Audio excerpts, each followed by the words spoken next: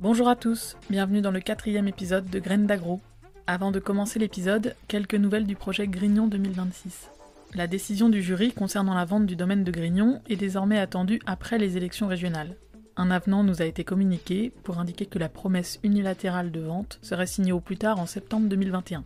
Le jeudi 8 juillet aura lieu la prochaine fabrique participative, avec comme invité Marion Kenzel du Shift Project, Bruno Pellerin, chercheur à l'INRAE, et Thomas Guilbault, ingénieur d'études au Céréopa. Les invités présenteront un rapport sur la réduction des gaz à effet de serre en agriculture.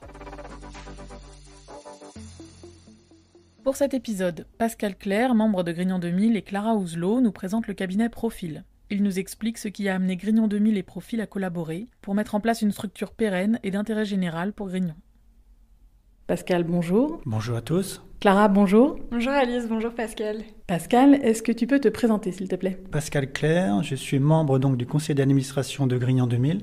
Je suis également président d'une autre association qui est le collectif du futur de site de Grignon qui soutient complètement le projet de Grignon 2026 que Grignon 2000 met en œuvre. Et je suis dans le groupe projet depuis sa création, c'est-à-dire mars 2020, date de la publicité de lancement de la procédure de vente par l'État.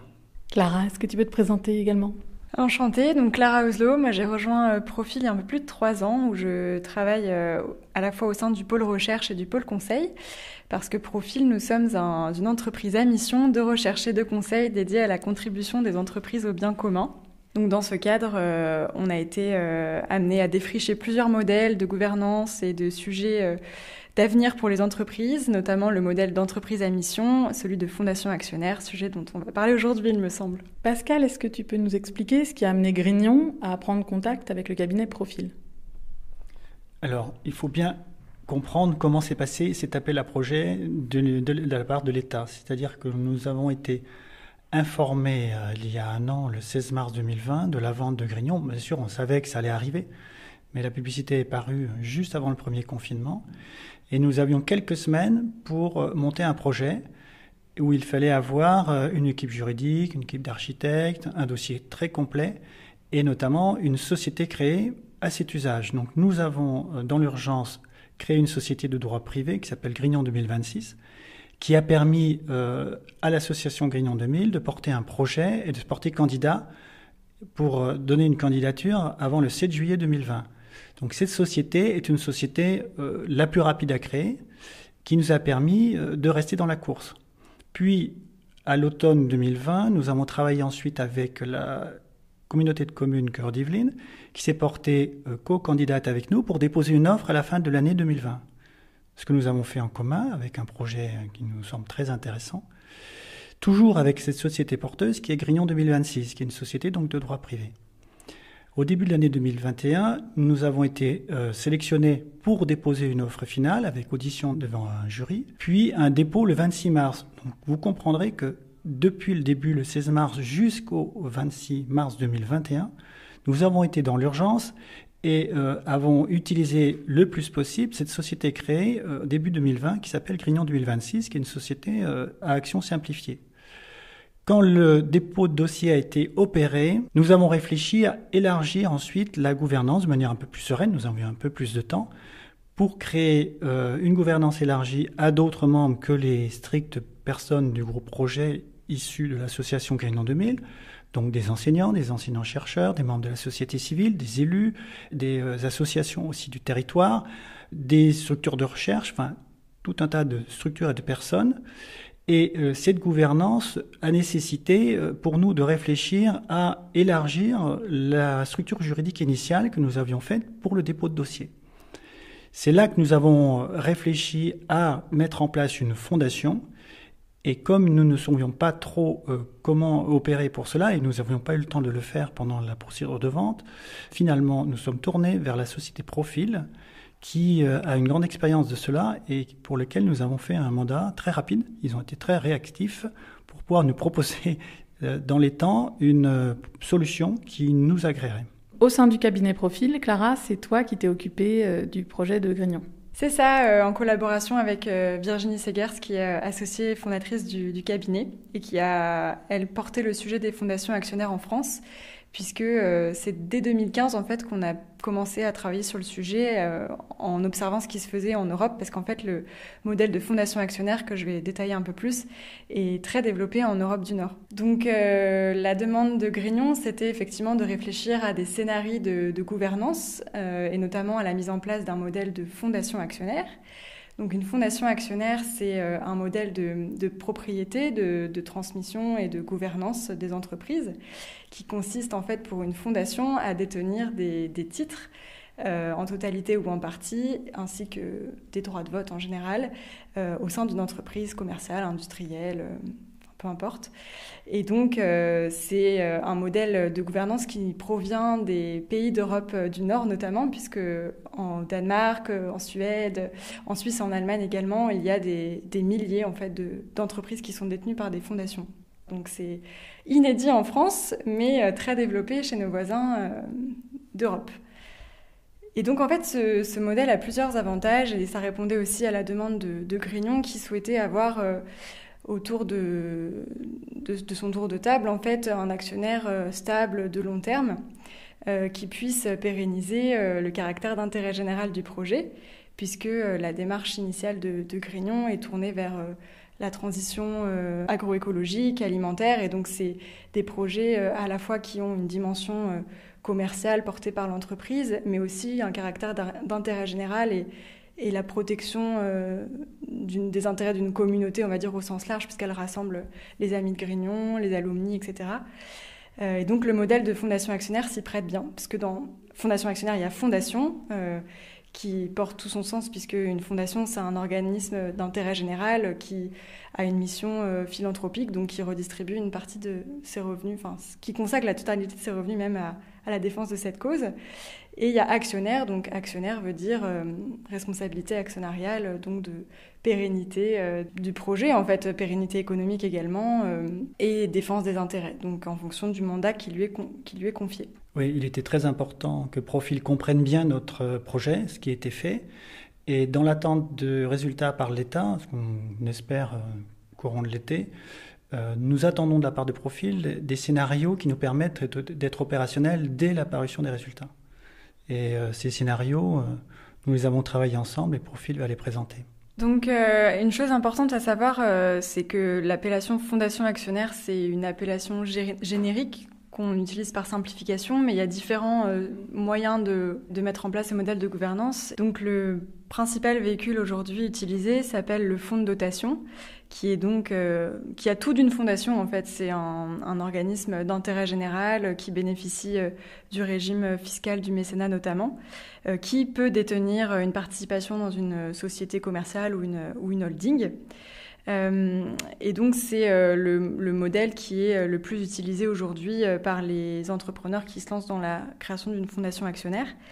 Et donc en fait ça a l'avantage d'être très agile comme véhicule, puisque la création prend quelques mois, il suffit de le déclarer en préfecture, un peu comme quand on crée une association. La gouvernance est vraiment à la main des fondateurs, de ceux qui créent le fonds de dotation, contrairement à d'autres statuts dont je parlerai après, notamment la Fondation reconnue d'utilité publique. Et la dotation minimum de constitution est de 15 000 €. Donc on peut mettre en place ce véhicule assez rapidement. Et une fois qu'on lui transmet des titres, on peut décider que ces titres soient par exemple inaliénables et ne soient jamais cessibles. Donc c'est pour ça que la fondation permet de pérenniser l'entreprise et le capital de l'entreprise qu'elle détient, puisque les titres, si on les répute inaliénables et incessibles, invendables, en fait, resteront protégés par la fondation. Ce qui est intéressant aussi, c'est qu'on peut décider de qui participe au conseil d'administration notamment, puisque un fonds de dotation en l'occurrence, n'appartient à personne, donc il n'y a pas d'actionnaire, elle est administrée par un conseil d'administration. Et dans ce conseil d'administration, on peut définir plusieurs collèges et définir aussi qui sont les fondateurs et éventuellement qui a plus de pouvoir, on va dire, sur certaines décisions.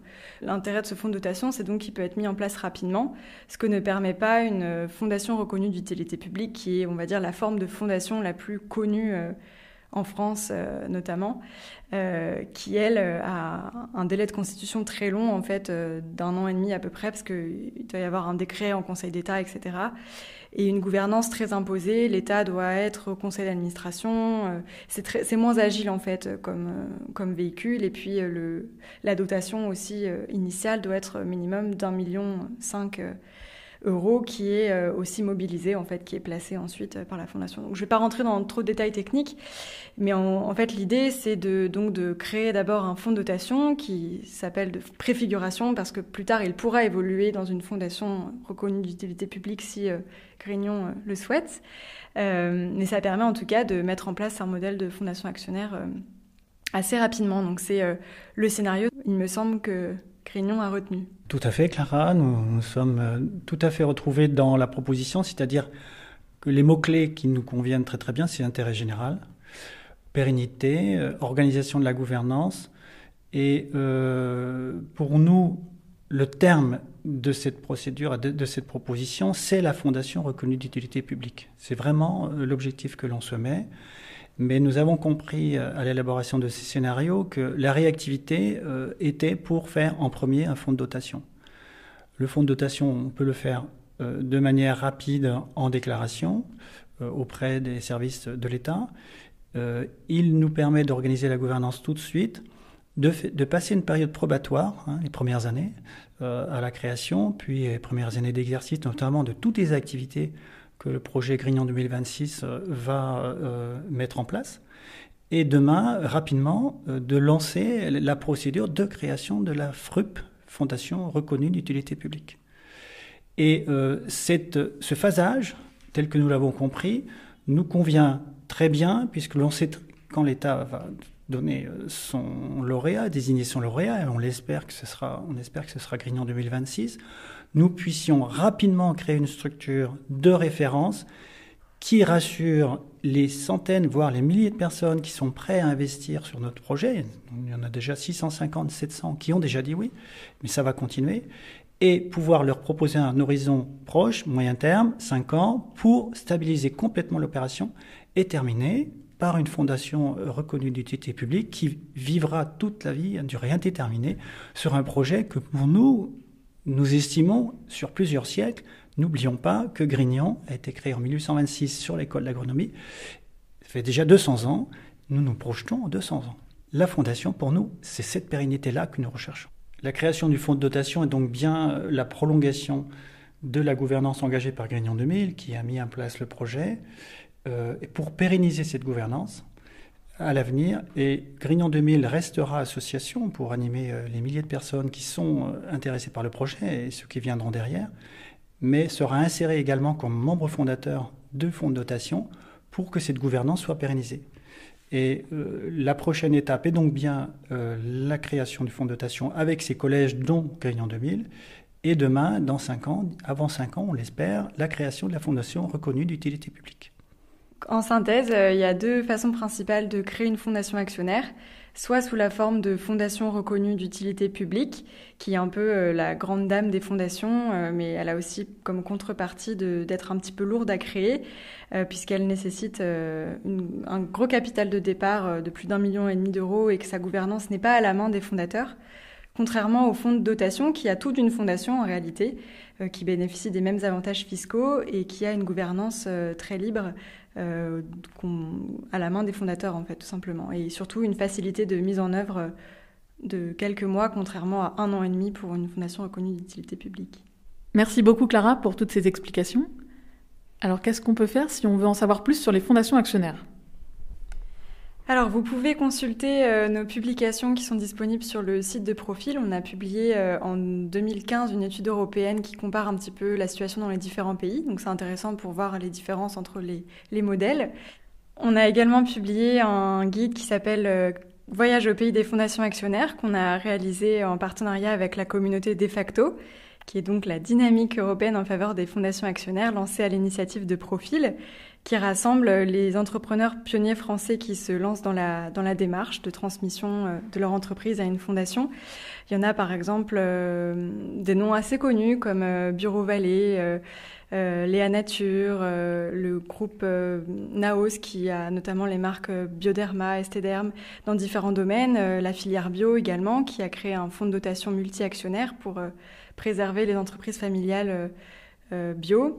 On compte aussi Mediapart. Enfin, c'est vraiment un modèle qui rassemble des entreprises diverses et qui peut donc être très prometteur pour la transmission et la pérennité des entreprises en France. Donc voilà, n'hésitez pas à consulter Profil, notre site internet et les actualités de Defacto si vous souhaitez en savoir plus sur le sujet. Merci beaucoup Clara. Merci Alice et merci Pascal. Merci Clara beaucoup pour ces explications et à tous, à très bientôt.